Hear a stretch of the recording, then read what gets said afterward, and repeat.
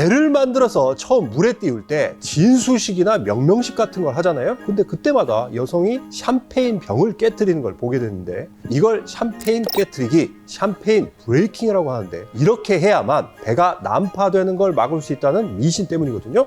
이 전통 300년이 넘었다고 하는데 예전에도 한번 말씀드렸지만 그 유명한 타이타닉이 이 샴페인 깨트리기를 안 하고 배를 띄웠다가 사고가 났죠. 물론 그거 안 했다고 사고가 난 거 아니겠지만 어쨌든 그 뒤로 샴페인 브레이킹은 출항 전에 반드시 해야만 하는 관습으로 굳어졌습니다. 자, 그런데 이름부터 샴페인 브레이킹이니까 당연히 샴페인을 깨트려야 맞는 건데 희한하게도 샴페인이 아니라 위스키를 깬 적이 있어요. 바로 2014년 7월 4일 영국 항공모함 퀸 엘리자베스 명명식 때였는데요. 영국 해군 역사상 최대 규모이자 엘리자베스 1세 여왕 이름을 딴 항공모함이라서 당시 행사에는 작년에 돌아가신 엘리자베스 2세 여왕이 직접 참석했거든요. 근데 스코틀랜드 조선소에서 열린 이 명명식 때 여왕이 버튼을 눌러서 깬 술은 샴페인이 아닌 스코틀랜드 싱글 몰트 위스키였어요. 그러니까 샴페인 브레이킹이 아니라 싱글 몰트 브레이킹을 하신 건데요. 자, 그럼 엘리자베스 여왕이 선택한 이 싱글 몰트 위스키 대체 뭐였을까요?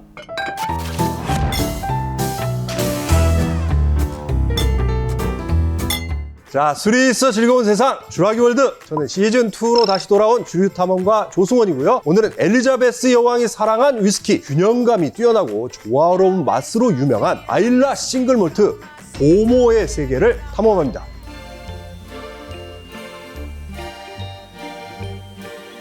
김 PD, 얼마 전에 찰스 3세 대관식 열렸잖아요. 그날 대관식 기념 콘서트 영상 혹시 봤어요? 영상 봤습니다. 어땠어요? 라이오넬 리치 무대를 봤는데 좀 인상 깊었어요. 무대가 완전히 영국스러운 그런 무대. 아, 맞아요. 네, 저는 케이티 페리도 기억이 나고요. 마지막에 택댄 나와서 Never Forget 이거 다 같이 막 합창하면서 부르던 모습, 와, 이거 잊을 수가 없는데요. 이 찰스 3세 대관식 기념 콘서트 어디서 열렸는지 다들 아시죠? 네, 맞습니다.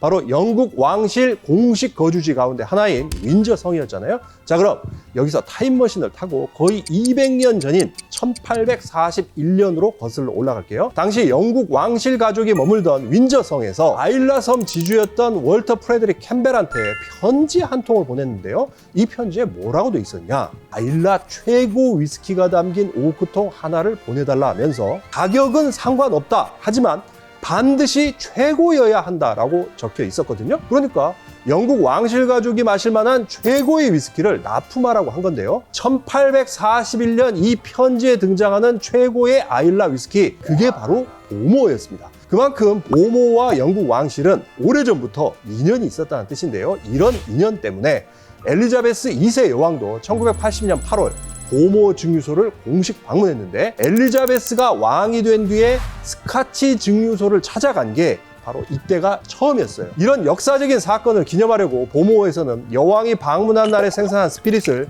오크통에 넣은 뒤에 여왕의 캐스크, 퀸스 캐스크라고 이름을 붙인 뒤에 숙성을 시켰는데요. 이렇게 21년이 흘러 엘리자베스 여왕 즉위 50년, 즉 골든 주빌리가 된 2002년에 이 캐스크를 열어서 일일이 수작업으로 병에 옮겨 담았는데 그게 총 648병이었어요. 자, 그럼 이렇게 귀중한 여왕의 캐스크 위스키 보모어에서는 어떻게 했을까요? 네, 한 병도 빠짐없이 버킹엄 궁으로 보냈어요. 여왕한테 선물로 바친 거죠. 그리고 여왕은 선물 받은 이 보모 위스키를 해외 정상 연회 때 내놓기도 했고요. 해마다 3병은 자선단체에 기증을 해서 기금 마련을 도왔거든요. 그래서 위스키 경매 사이트에 가끔 매물이 등장하는데 가격을 보면 뭐 4,500만 원 정도에 낙찰된 적도 있고 지금은 2천만 원을 판다고 올라온 사이트도 있더라고요.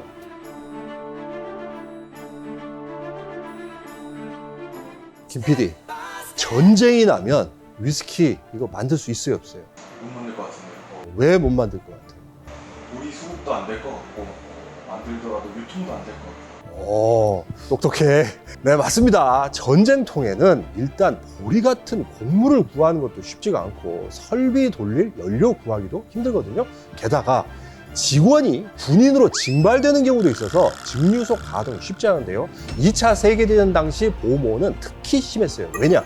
당시 보모 증류소가 군사작전 기지였기 때문이에요. 2차 세계대전 당시 영국 연안방위대가 보모 증류소 건물을 군사기지로 쓰면서 비행정 운용 계획을 바로 여기서 짰거든요. 자, 그렇다면 이렇게 나라를 위해 증류소를 기꺼이 내준 보모, 과연 보상은 받았을까요? 네, 바로는 아니었고요. 20년이 흐른 뒤에 아주 제대로 보상을 받았습니다. 아니, 20년 뒤에 대체 어떤 보상을 받은 거냐 싶으실 건데요. 일단 1963년으로 가볼게요. 당시 보모 증류소를 모리슨이라는 가문에서 인수를 했는데, 그러면서 이듬해에 증류기와 보일러를 교체하기로 합니다. 그런데 증류기와 보일러를 본토에 주문 제작한 뒤에 고민에 빠지게 됩니다. 왜냐?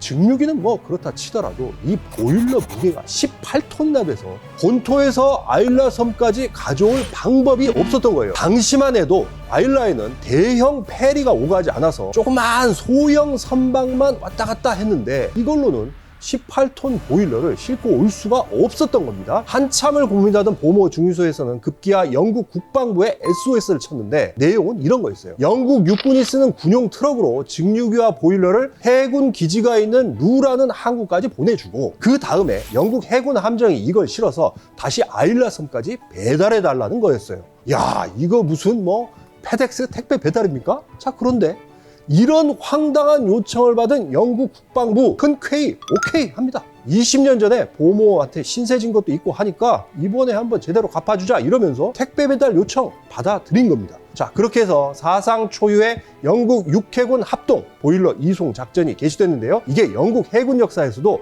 아주 험난한 작전으로 기록돼 있어요. 영국 육군이 육로로 배달해준 보모 새 증류기와 보일러를 싣고 밤 9시에 군함이 항구를 떠나서 12시간이 지난 다음날 오전 9시 아일라 섬 연안까지는 도착을 했는데요. 어라?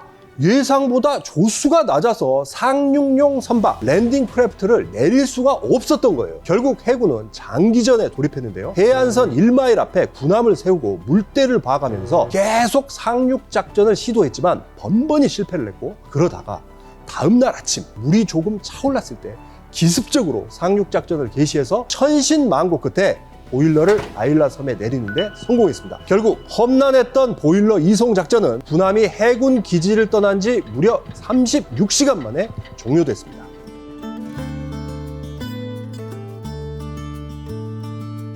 김 PD, 블랙 보모 알죠? 희귀 포켓몬처럼 찾기 힘들다던. 희귀 포켓몬. 희귀 포켓몬보다 더 찾기 힘들어요, 사실. 네, 위스키 좀 아는 분이라면 이 전설의 블랙 보모 다들 아실 텐데요. 맛본 분은 많지 않아도 얘기는 들어보셨을 거예요. 자, 그럼 이렇게 유명한 전설의 블랙 보모 대체 어떻게 만든 거냐? 바로 앞서서 언급한 사상 초유의 육해군 합동 이송 작전 덕분에 탄생한 겁니다. 그러니까 영국 해군이 천신만고 끝에 배달해준 새 증류기와 보일러를 설치한 뒤에 보모에서는 1964년 11월 5일에 첫 스피릿 증류액을 뽑아내게 됐는데요. 증류기와 보일러 바꾸느라고 너무 우여곡절이 많았잖아요. 그래서 보모에서는 이렇게 힘들게 생산한 1964년 스피릿을 기념하기 위해서 아주 특별하게 숙성을 시키기로 합니다. 일단 스페인 헤레스의 유명 쉐리 양조장 윌리엄스 앤 험버트에서 퍼스트필 캐스크를 가져왔는데, 그 중에서도 짙은 갈색을 띠는 월넛 브라운 올로로소 쉐리 와인을 숙성한 캐스크를 골라서 여기다가 스피릿을 채웠어요. 그런 다음 보모가 보물창고라고 자랑하는 금고라는 별명을 가진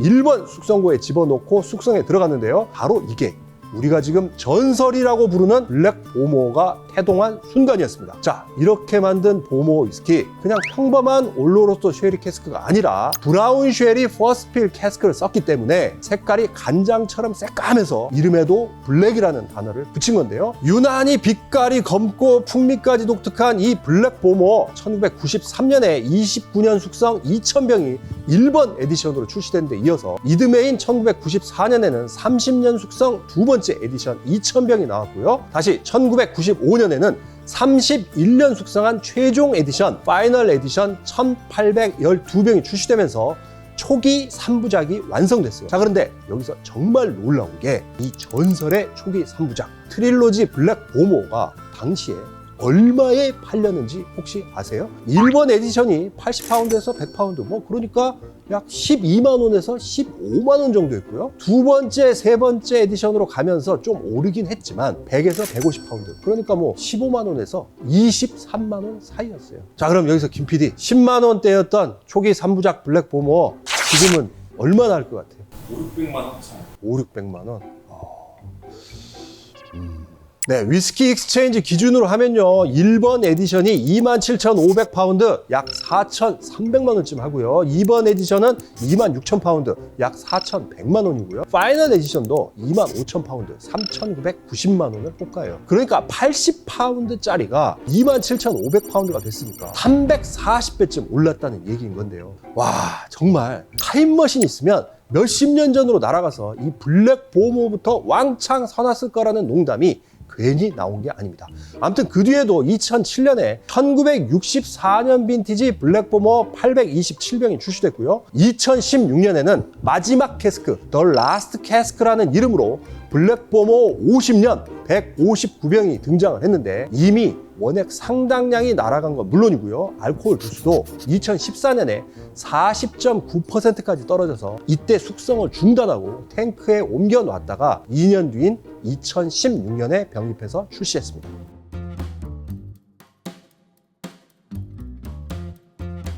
김 PD, 상식 퀴즈입니다. 아일라 섬에 증류소 몇 개나 있을 것 같아요? 7, 8개쯤 모르겠어. 아깝다. 거의 맞지 않는데. 네, 아일라 섬은 인구가 3,000명밖에 안 되지만 현재 가동 중인 증류소만 9개나 되고요. 추가로 2곳이 가동을 준비하고 있거든요. 그런데 이렇게 증류소가 많아서 위스키 성지로도 불리는 아일라 섬에서 가장 역사가 오래된 곳이 바로 보모입니다. 병에 박혀있는 공식 창업 연도는 1779년으로 돼 있는데요. 실제로는 1768년 아일라 행정 수도인 보모 마을이 건설될 때 증류소도 함께 지었다고 하거든요. 그러니까 스코틀랜드 전체를 다 따져도 역사와 전통으로는 몇 손가락 안에 드는 건데요. 이번에 직접 가서 보니까 건물도 정말 고색창연하고요. 황토빛깔 피트 가득한 물이 증류소 마당으로 콸콸 쏟아져 내려오는데, 증류소에서 약 11km 떨어진 나간강에서 흘러오는 이 물로 위스키를 만들고 있더라고요. 자, 그런데 보모 하면 또 유명한 게 플로우 몰팅이잖아요.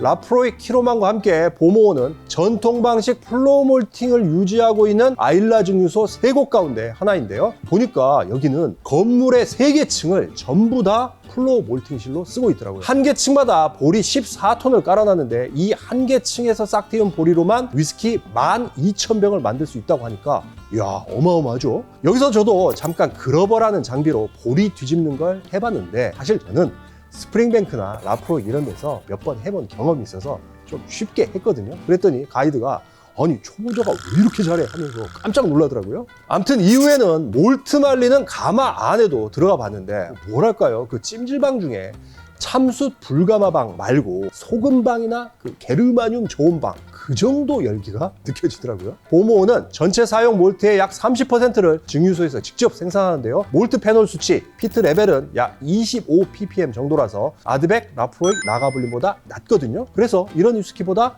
좀 더 부드럽고 은은한 피트감을 즐길 수 있습니다.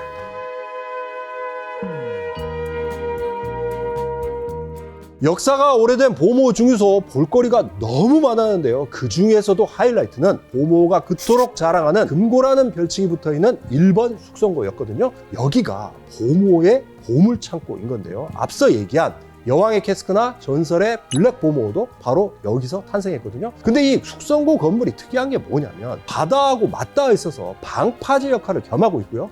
해수면 아래에 있다는 거예요. 그래서 엔젤 쉐어도 연간 1% 정도밖에 안 돼서 고숙성하기에 아주 유리한데요. 제가 깜짝 놀랐던 게 숙성고 안에 들어가 보니까요. 와, 정말 습기하고 냉기가 온 몸을 휘감더라고요. 해수면 아래에 있다 보니까 축축하고 서늘하면서 음습하기까지 했는데, 여기서 공포영화 찍으면 정말 딱이겠다 싶더라고요.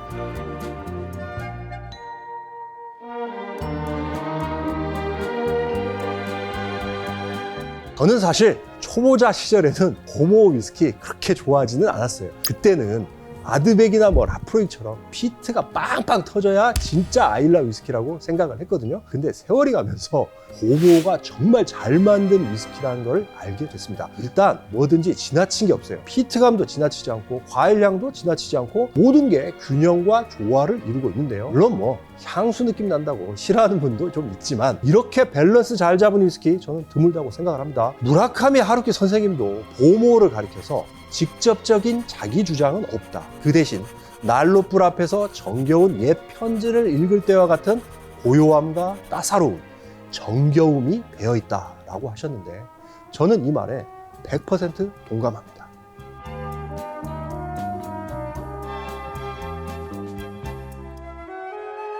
술이 있어 즐거운 세상 주라기월드, 오늘은 이렇게 보모의 세계 탐험해 봤는데요. 오늘도 추천곡이 있습니다. 제가 장들레라는 가수의 목소리를 참 좋아하는데요. 장들레 씨 노래 중에 모르겠어요 라는 곡이 있는데, 엄마 사랑은 뭘까요? 내게 가르쳐 주세요. 너무 어렵고 알 수 없는 일 같아요. 이렇게 시작을 하거든요. 제가 이 노래 듣다가 한 30분 정도 펑펑 운 적도 있는데요. 여러분도 꼭 한번 들어보셨으면 합니다. 엄마 사랑은 뭘까요? 내게 가르쳐 주세요. 자, 그럼 저는 보모 위스키 음미하면서 다음 영상으로 찾아뵙겠습니다. 이야, 이 보모 위스키 정말 오랜만에 먹어본다. 야.